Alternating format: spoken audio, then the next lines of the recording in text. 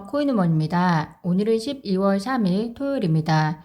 오늘 오전 리플과 SEC 약식 판결 신청 브리핑 제출이 완료가 되었습니다. 이틀 전 콘텐츠에서도 말씀드린 것과 같이 12월 5일이 수정된 버전이 제출이 되고 그리고 일반인에게도 공개되는 날이지만 주말이 걸려있기 때문에 원래 데드라인보다 일찍 제출될 가능성이 있을 거라고 말씀드렸는데요. 결과적으로 현지 시간으로는 12월 2일 금요일, 우리나라 시간으로는 12월 3일 토요일에 제임스 필란 변호사에 의해서 리플과 SEC 약식 판결 신청서 수정된 버전 브리핑이 공개가 되었습니다. 리플이 65페이지에 달하는 분량, 그리고 SEC가 62페이지에 달하는 워낙 방대한 분량이기 때문에 현재 이 문서가 공개가 된 이후 전문가들도 내용을 다 살피지 못했을 거라는 생각이 듭니다. 아마 제레미 호건 변호사나 존 디튼 변호사 등 부지런한 전문가들은 현지 시간으로 주말 동안 관련 문서들을 읽고 안에 담긴 내용들에 대해서 조만간 브리핑을 해줄 것이라고 생각하고요. 저도 소송 전문가가 아닌 만큼 지금 섣불리 제 의견을 말씀드리는 것보다 안에 담긴 내용들에 대해서는 전문가들 의견 바탕으로 별도 콘텐츠에서 자세하게 말씀드리도록 하겠습니다.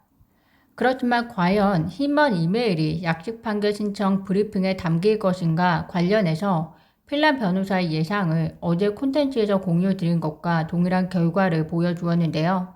당사자들에 의해서 수정되어 공개된 이번 버전에서는 힘먼 이메일에 관한 내용을 확인할 수 없었습니다. 다만 이번 브리핑에서 보시는 것처럼 감춰진 4줄이 있는데요. 이 부분이 힘먼 이메일에 관한 내용이라고 이야기하고 있고요. 봉인된 것은 알겠으나 고작 4줄밖에 언급이 없는 이유가 무엇이냐 의문이 드실 수 있는데요. 저도 그랬고요. 그것에 대해서 합의와 연결지어 말씀하시는 분들도 계셨습니다. 즉 현재 리플은 힘먼 이메일 관련 문서를 가지고 SEC와 합의를 논하고 있기 때문에 힘먼 이메일 관련 내용을 이번 브리핑에서 자세히 담지 않았다는 추정이 있는데요. 구독자분들께서 더 잘 알고 계시듯이 이것은 어디까지나 소송 전문가들의 추론이나 혹은 리플에 관심이 많은 사람들이 주고받는 이야기일 뿐 합의든 힘먼 이메일과 관련된 카드든 무엇이든 간에 그것은 리플과 SEC 소송 당사자만 알 수 있는 거라는 것. 그리고 만약 합의가 논의되더라도 그 결과는 우리가 모르는 순간에 발표될 거라는 것을 다시 한번 말씀드리고 싶습니다. 만약 합의를 위한 용도가 아니더라도 힘먼 이메일 관련 문서는 이미 토레스 판사도 볼 수 있기 때문에 힘먼 문서를 우리같이 일반인이 볼 수 있느냐 여부는 크게 중요하지 않을 수도 있다라고 이야기를 하는 사람도 있는데요. 사실 공개했을 때 그것이 판결에 영향을 줄 수 있는 사회적 분위기를 고려한다면 일반인이 볼 수 있느냐 여부는 중요한 포인트 중에 하나라고 저는 개인적으로 생각합니다. 어쨌든 현재 현지에서는 어떤 분위기로 흘러가는지 알고 계시는 것도 중요할 것 같아 말씀드리는 것이라는 점 참고해 주시면 감사하겠습니다. 오늘은 이 약식 판결 신청서 브리핑이 제출이 되고 나서 관계자들과 전문가들은 어떤 반응을 보이고 있는지 중점적으로 보시겠습니다. 우선 리플 법률 고문은 이에 대해서 다음과 같이 이야기를 하고 있습니다. 이것은 우리가 법원에 리플에게 유리한 판결을 내릴 것을 요청하는 마지막 제출이다. 2년이라는 긴 시간이 지난 후 리플은 전체 암호화폐 산업을 대표해서 보여준 대응에 대해서 자부심을 느끼고 있다. 우리는 항상 법원에 정직하게 대했다. 그렇지만 상대편도 그랬다고 말을 할 수는 없다. 리플 CEO 브래드 갈링하우스 코멘트도 보시겠습니다. 첫날 말씀드렸듯이 우리는 미국 전체의 암호화폐 산업을 위해서 명확한 규칙을 얻기 위해 치열하게 싸울 것이다. 리플 팀 모두가 여기까지 온 것에 대해서 축하한다. 리플은 SEC의 맹공을 견뎌내면서 굳건히 서 있다. 나는 정의의 편에 서길 기대한다. 또 다른 리플을 지지하는 전문가 이야기 보시겠습니다. 상대가 모든 더러운 속임수로 빠져나가지 못하게 해준 것과 특히 다른 암호화폐 소송에서는 제대로 싸우지 못하거나 너무 쉽게 인정받지 못한 하위 테스트가 가진 약점들을 보여준 것에 대해서 리플 변호사들에게 감사드린다. 마지막으로 제레미 호건 변호사 이야기 보시겠습니다. 슬픈 감정이 든다. 리플의 마지막 브리핑. 이렇게 훌륭한 법적 진술서가 그리울 것이다. 우리가 알고 있듯이 리플 정도의 자금력이 되니 이렇게 소송을 끌고 올 수 있었을 텐데요.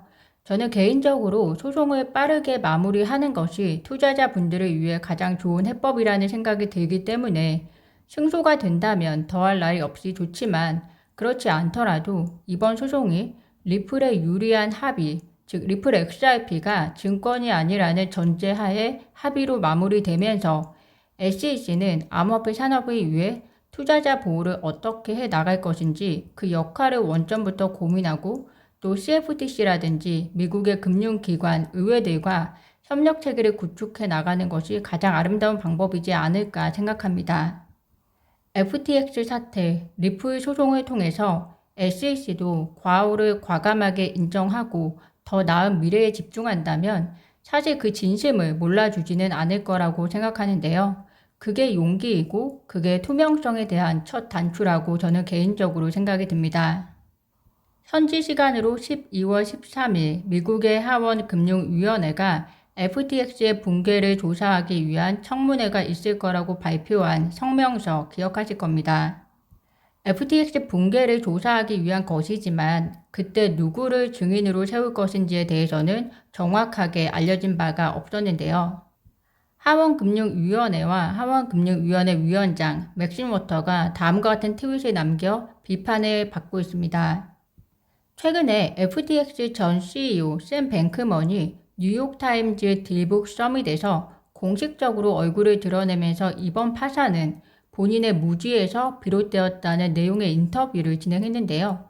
이와 관련해서 맥신 워터스는 FTX에서 있었던 일에 대해서 솔직하게 논의해 주셔서 감사하다.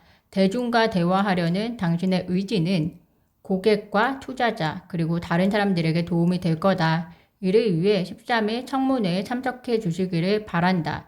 이렇게 공손하게 청문회 참석을 요청했습니다. 그녀와 샘 뱅크먼의 정치적 친밀 관계는 이 사진 한 장으로도 추측하실 수 있는데요. 어쨌든 이에 대해서 제레미 호건 변호사는 당신은 하원 규칙 조항에도 나와 있듯이 의장으로서 그를 증언하도록 소환할 수 있다는 것을 이미 알고 있다. 트위터에서 친절하게 물어볼 필요가 없다라고 비판을 하고 있고요. 또 다른 전문가는 부패가 정상인 것인지 정치화가 되고 있는 것인지 아니면 둘 다인지 확신할 수 없다라고 표현을 하고 있습니다. 현재 미국 사회의 또 다른 이면을 보시고 계시는데요. 100만 투자자에게 어마어마한 피해를 끼친 장본인에게 이렇게 정중하게 청문회에 참석을 유도하는 것이 정상적인 것인지 왜 많은 미국인들이 샘 뱅크먼이 체포되고 있지 않은지 궁금해하는 것도 일정 부분 이해가 갑니다. 제가 오늘 준비한 영상은 여기까지입니다. 오늘도 영상 시청 진심으로 감사드리고요. 편안한 토요일 저녁 되시기를 바랍니다. 구독과 좋아요, 알림 설정은 코인 음원에게 큰 힘이 됩니다. 감사합니다.